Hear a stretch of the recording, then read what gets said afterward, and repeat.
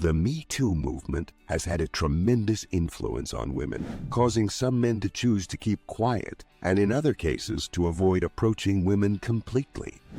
This is a direct result of the significant impact the movement has had on women. It is better to take measures in the dangerous environment we live in today rather than to put your life in danger solely for the purpose of finding a date.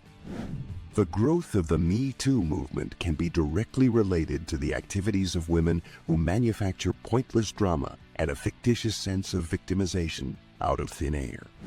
These women are mostly responsible for the extension of the movement.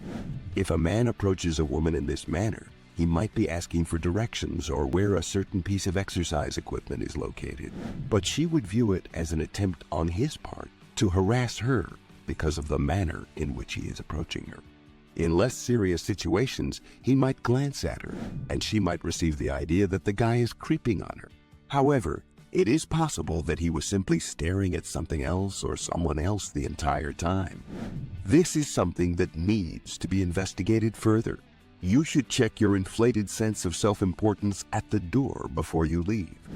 So, I'm going to talk about women in today's world who have the mentality that weirdos and predators are terrible individuals. These women live in a culture where these ideas are prevalent. This will undoubtedly end up being one of your favorites. That much is certain. Christopher Anderson made the assertion that there ought to be no disparity between the rights and the lefts. If she were to slap a horse, the horse would kick her, and everyone who watched the event would think to themselves, well, that was expected. If she were to slap a human, the human would think, well, that was inevitable. Summon and ambulance people would be startled and question, who does that? If she were to slap a cow and then get gored by it later on in the story, call an ambulance. On the other hand, if she slaps a man and he responds by throwing a hook at her, people will say things like, wow, what a creep, or more specifically, what a lunatic. People will comment on how crazy he is if he throws a hook at her after she slaps him. These are the kinds of things that people might say if the woman slapped the man and then the man threw a hook at her. Call the local authorities and report the incident. You have a valid point.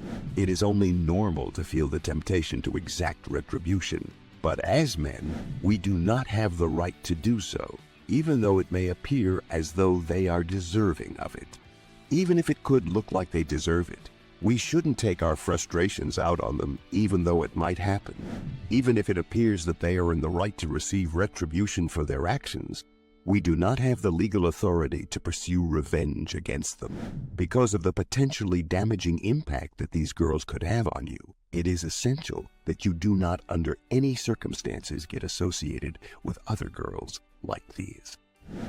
First, let's take a quick moment to go over some of the situation's most essential aspects.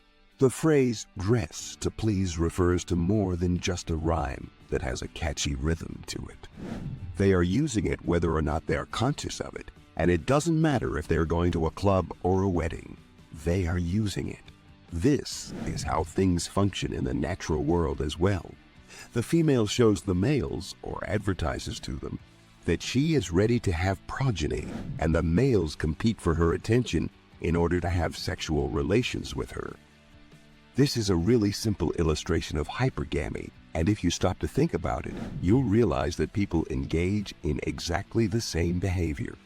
The issue at hand is freedom, not women, and there are some women who choose to preserve their modesty by abstaining from sexual activity.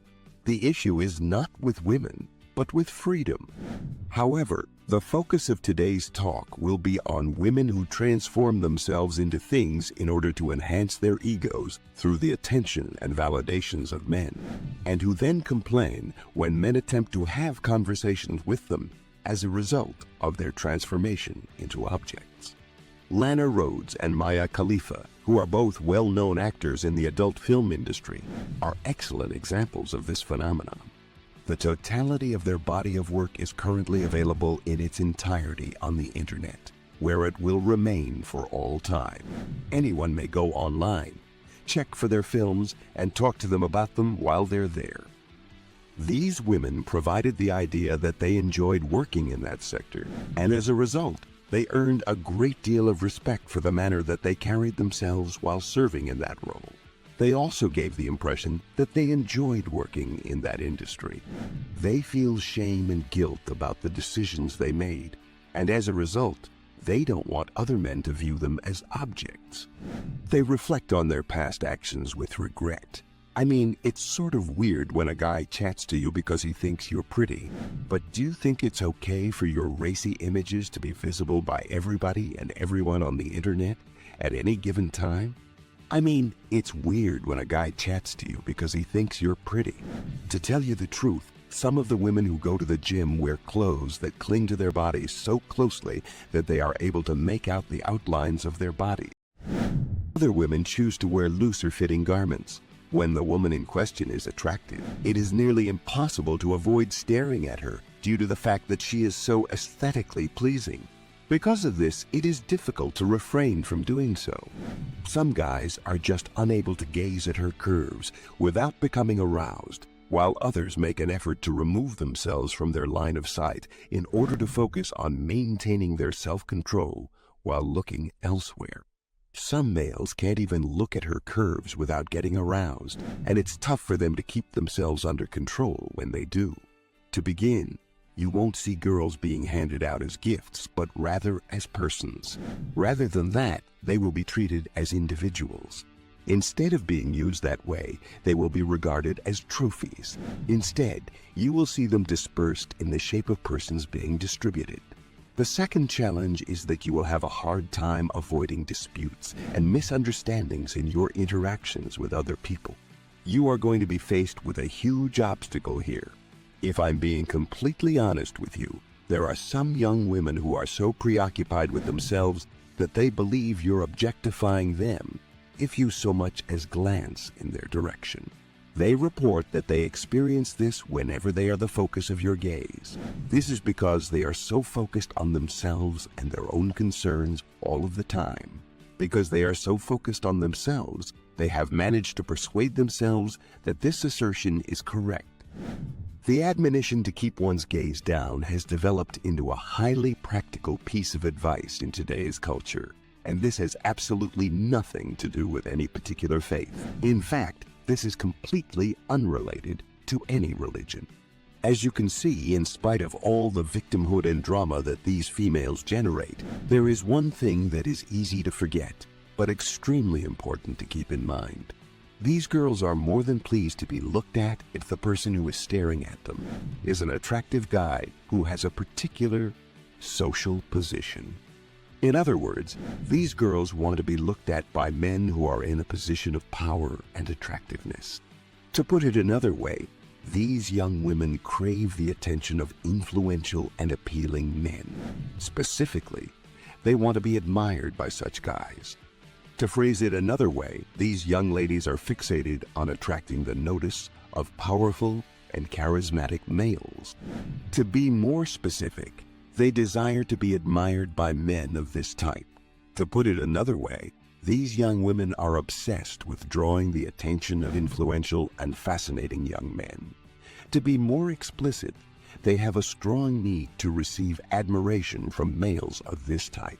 To put it another way, these young women are entirely content with the fact that the attention of the attractive man in question has been focused on them, provided that the attractive man in question enjoys a certain level of social standing.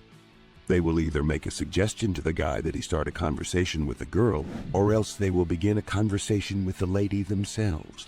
Either way, they will try to get the guy to talk to the girl. One of these two things is going to take place regardless of what happens. In point of fact, they will participate in either of these two pursuits.